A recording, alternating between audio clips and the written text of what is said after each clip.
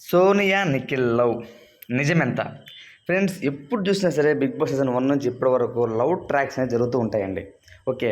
రీసెంట్‌గా మీరు చూస్తే సీజన్ 8లో కూడా Nikhil and Sonia love track అయితే స్టార్ట్ చేయబోతున్నారని అయితే బాగా అయితే న్యూస్ అయితే వస్తూ ఉంది. ఎందుకంటే దానికి తగినట్టు కూడా వాళ్ళు పెర్ఫార్మెన్స్ కూడా బాగా ఇస్తున్నారన్నమాట హౌస్‌లో. ఓకే.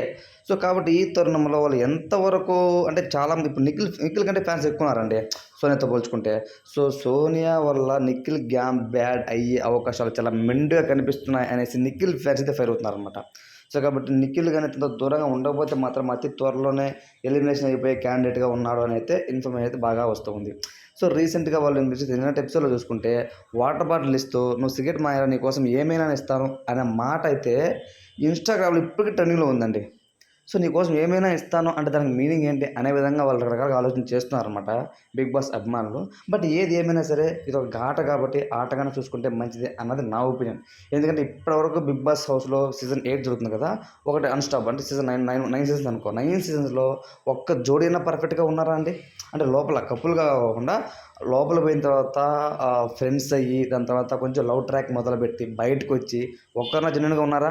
లేరు. అందరూ కూడా విడిపోయారు. సో, వాళ్ళేంటంటే వాళ్ళకి తెలుసనమాట. వాళ్ళకొక అవగాహన ఉంది. లోపల మనము సర్వైవ్ అవ్వాలంటే గ్రూప్స్ కావు. కొంతవరకు కపుల్స్ పెట్టుకోవాలి. సో, ఇద్దరు ఫ్యాన్స్ ఏకమయ్యి ఒకరు ఎలిమినేషన్ ఉన్నప్పుడు సేవ్ చేస్తారని ఒక థాట్ ప్రాసెస్ ఉంటదనమాట. సో, ఆ థాట్ ప్రాసెస్ ప్రకారంగానే వెళ్తుంది సోనియా అన్నది అందరికీ అర్థమవుతుంది డబుల్ గేమర్ అనేసి. సో, ఫస్ట్ వీక్‌లో మీరు చూస్తే ఓకే. కానీ సెకండ్ వీక్ నామినేషన్‌లో చూసిన తర్వాత తనని అరే! ఏంటి ఇతను ఈ విధంగా బిహేవ్ చేస్తుంది. మరొక శోభా శెట్టిలాగా ఉంది అని అంటూ చాలామంది కామెంట్స్ చేస్తున్నారండి. ఓకే. సో, కాబట్టి ఇద్దరి మధ్యన గివ్ పక్కన పెడితే మొత్తానికైతే నిఖిల్ ఆట అయితే ఖరాబ్ అవుతుంది అని చెప్పడంలో ఎటువంటి సందేహం లేదు. ఇది మటుకు ఫర్ ష్యూర్ అనమాట. సో, కాబట్టి తన ఆట మాత్రం జాగ్రత్తగా ఆడుకుంటూ సోనియా గాని కొంచెం దూరం పెడితే నిఖిల్ టాప్ 5లో ఉంటాడు అన్నది Nikhil fans. So, friends me point of view ప్రకారం వాళ్ళిద్దరూ మీరు 'బిగ్ బాస్' చూస్తున్నారు కాబట్టి వాళ్ళిద్దరు ర్యాప్ 'బిగ్ బాస్' హౌస్‌లో మీకు ఎలా అనిపించింది అన్నది కామెంట్ రూపంలో తెలియచేయండి. నాకైతే నిఖిల్ గేమ్ దెబ్బడిపోతుంది అన్నది నా ఒపీనియన్. ఓకేనా?